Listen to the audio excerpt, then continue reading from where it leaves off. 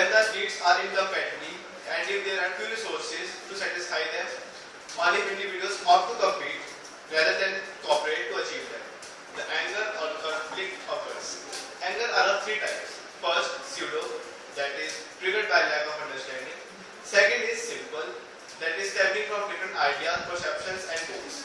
Third one is ego, that is based upon personal differences. Now let's study about different styles of anger management. The very first style is accommodating or collaborating. Second one is avoiding. Third one is competing. And the fourth one is controlling, which is very common and rare in our societies. Now, my friend Sushant Sansalwal will go to explain the positive aspects of anger management. Hello, my name is Sushant Sansalwal. As my friend Aman has already talked about the introduction of anger management, I would like to talk about the advantage of anger management.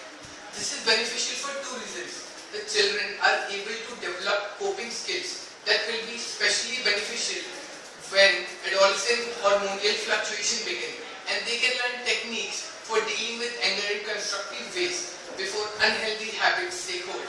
Children who participate in elementary anger management programs have the tools necessary to resist peer pressure and combat bullying during the middle school years when these problems are most pronounced. The increased self-confidence, self-control, self-esteem resulting from participation in a quality anger management program provides a solid foundation on which children can build healthy social relationships to form a healthy self-image. Now, my friend Vikrant Chauhan would talk about the disadvantages of anger management. My name is Vikrant Chauhan.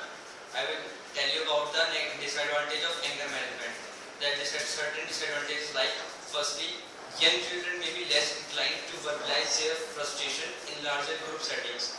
This can make anger management courses less effective. Second, unfortunately, these same children are more likely to be academically and socially behind their classmates. Extensive time out of class may worsen their problems. Third, parents who are not supportive or aware of techniques taught in school anger management programs may intentionally or unintentionally determine their child progress. To be fully effective, the parents may work along with the children. Fourth and the last, certain techniques such as seeking the help of a teacher when attempting to resolve a conflict with another student may even be from in middle school.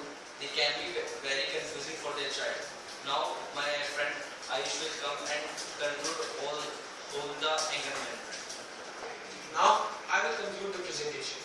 The emotion of anger is neither good nor bad.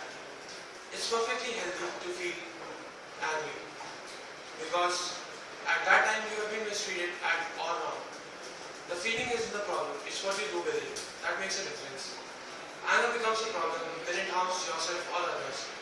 If you have a hot temper and you cannot control your inner beast, but you think that you cannot control it, well, you have a lot more control over it. Anger management,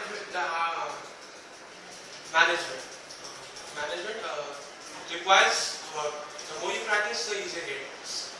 Once you have mastered the art of anger management, it helps you to build better relationships and lead a better life. That's all for the presentation. Thank you.